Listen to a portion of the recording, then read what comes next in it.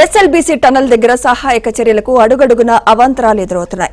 సొరంగంలో ఇంకా 2.5 మీటర్ల మేర బురద అలాగే ఉండటంతో అక్కడి నుంచి ఘటనా స్థలం వద్దకు వెళ్లడం కష్టంగా మారింది. పైగా నిన్నటితో పోల్చితే ఊట నీరు మరింత పెరిగింది. ఎన్డీఆర్ఎఫ్, ఎస్డీఆర్ఎఫ్, ఆర్మీ బృందాలు సహాయక చర్యలు కొనసాగిస్తున్నాయి.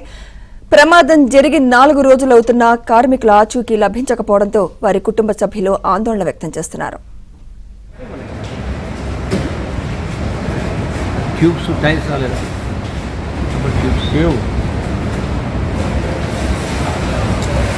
ट्यूब देखना इधर ही रखा है, यहीं रखा है सामने।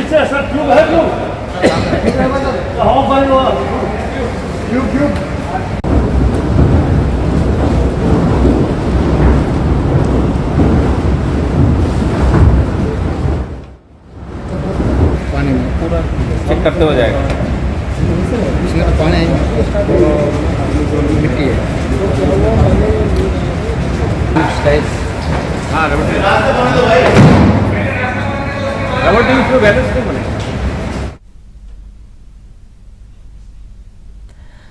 ఎస్ఎల్బీసీ టనల్ దగ్గర సహాయక చర్యలకు అడుగడుగున అవాంతరాలు ఎదురవుతున్నాయి. ఇదే అంశంపై మరింత సమాచారం మా ప్రతినిధి బస్వరాజు అందిస్తారు. బస్వరాజు, సమయం గడిచిన కొద్దీ లోపల ఉన్న వాళ్ళ ఆరోగ్య పరిస్థితిపై చాలా అనుమానాలు వ్యక్తమవుతున్న పరిస్థితి ఇక్కడ దొమ్మలపేట ఎస్ఎల్బీసీ ప్రమాద ఘటనలో స్థలంలో కనిపిస్తుంది. ప్రస్తుతం మనం టనల్ లోపల ఉన్నాం. టనల్ లోపల ఇక్కడి నుంచి నిన్నటి వరకు 12 కిలోమీటర్ల వరకు లోపలికి వెళ్ళే అవకాశం మాత్రం ఖచ్చితంగా ఉండింది. కాకపోతే సమయం గడిచిన కొద్దీ టనల్ లోపలికి వెళ్ళే పరిస్థితి కూడా దాదాపుగా అంటే చాలా కష్టమైన పరిస్థితి ఏర్పడుతుంది. ఇక్కడ నీటి ఊట అనేది ప్రధానమైన సమస్యగా ఏర్పడింది.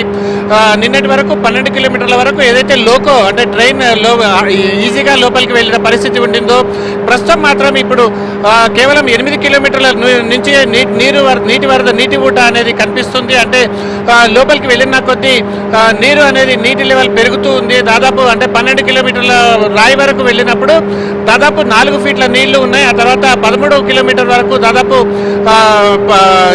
8 ఫీట్ల వరకు నీళ్లు బురదతో కూడిన పరిస్థితి ఉంది అని చెప్పి ఇక్కడ లోపలికి వెళ్ళిన వారు చెప్పిన పరిస్థితి మనకు కనిపిస్తుంది. అంటే 13 కిలోమీటర్ల తర్వాతనే ఏదైతే ప్రమాదం జరిగిందో ఆ ప్రాంతం ఉంది. 13 కిలోమీటర్ల నుంచి 13.5 కిలోమీటర్ల మధ్యలో ఈ ప్రమాద స్థలం ఉంది. అంటే ఏదైతే ఇక్కడ మనకు టనల్ లోపల పరిస్థితి ఉందో, టీబీఎం, ముఖ్యంగా మనం టీబీఎం గురించి చెప్పుకోవాలి. టీబీఎం భారీ శబ్దంతో పేలిపోయిన పరిస్థితి లోపల ఉండింది. అయితే ప్రమాదంలో టీబీఎం ముక్కలుగా చల్లా చెదురుగా టీబీఎం యొక్క పార్ట్స్ పడిపోయాయని చెప్పి చెప్తున్నారు. అయితే ఈ పార్ట్స్ పడిపోవడం ఒకటి, అదేవిధంగా ఏదైతే బురద కూడా ఉంది. ఇప్పుడు మనం చూపిస్తున్న కెమెరామెన్ పూర్తిగా ఈ టనల్ లైనింగ్ ఉంటుంది. ఈ లైనింగ్ ఏర్పాటు చేస్తారు. ఈ లైనింగ్ ఏర్పాటు చేసేది దాదాపు 13 కిలోమీటర్ల వరకు ఈ లైనింగ్ ఉంది. ఈ లైనింగ్ ఉన్నప్పటి వరకు ఈ ఆక్సిజన్ పైప్ కూడా వెళ్తుంది పైకి లోపలికి. అయితే ఇక్కడ నుంచి ఏదైతే డెబ్రిస్ వచ్చిందో అంటే టనల్ తవ్వకం వల్ల వచ్చే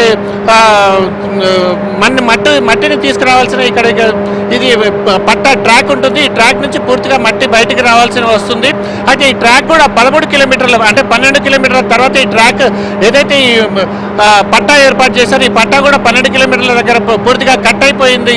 అందుకోసం ఇక్కడ లోపల నుంచి మట్టి బయటకు తీసుకురావాలన్నా కూడా చాలా క్లిష్టమైన పరిస్థితి ఉంది. ఇక నీటి ఊటను పరిశీలించినట్లయితే చాలా అంటే ఒక దౌర్భాగ్యమైన పరిస్థితి ఇక్కడ మనం చెప్పుకోవాల్సి ఉంటుంది. నీటి ఊట క్రమంగా పెరుగుతూనే ఉంది. దానికి తగ్గట్లుగా నీటి పంపింగ్ మాత్రం బయటికి రావడం లేదు. నీటి పంపింగ్ దాదాపు 4000 లీటర్లు పర్ మినిట్ చొప్పున నీటి పంపింగ్ బయటకు జరుగుతున్నప్పుడు 3600 లీటర్లు పర్ మినిట్ చొప్పున నీటి ఊట పెరుగుతుంది. అంటే నీటి ఊట అదేవిధంగా నీటి పంపింగ్ రెండు కూడా సమానంగా ఉన్నాయి. కానీ దీనికంటే ముఖ్యమైన వార్త ఇప్పుడు మనం చెప్పుకోవాల్సి ఉంటుంది. నిన్న జాగ్రఫికల్ సర్వే ఆఫ్ ఇండియా వాళ్ళు కూడా వచ్చి ఇక్కడ పూర్తిగా నిశితంగా పైనుంచి ఏరియల్ సర్వే చేయడం జరిగింది. ఏరియల్ సర్వేలో కూడా చాలా దిగ్భ్రాంతికరమైన విషయాలు వాళ్ళు వెల్లడించినట్లు మనకు సమాచారం వస్తుంది. ఏదైతే 13 కిలోమీటర్ల ప్రాంతం ఉందో ప్రాంతం పూర్తిగా అంటే గుట్ట మొత్తం నల్లమల గుట్ట మొత్తం నీటితో నిండి ఉంది. అంటే గుట్ట లోపల నీరు బాగా పెద్ద స్థాయిలో ఉంది.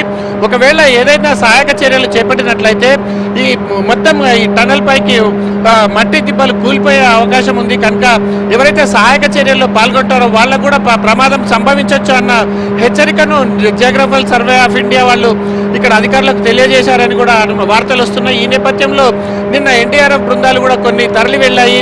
అదేవిధంగా ఇవాళ ర్యాట్ హోల్ మైనర్స్ మాత్రం చాలా అంటే విరోచితంగా వాళ్ళు లోపలికి వెళ్ళారు. ఖచ్చితంగా వాళ్ళు ఏదైతే ఖచ్చితమైన సమాచారాన్ని తీసుకువస్తారన్న ఆశాభావం ఇప్పటికి కూడా వ్యక్తమవుతున్నప్పటికీ కూడా మొత్తం రాటోల్ మైనర్స్ పైన ఇప్పుడు ఆధారపడి ఉంది. లోపలికి 13 మంది రాటోల్ మైనర్స్ వెళ్ళారు.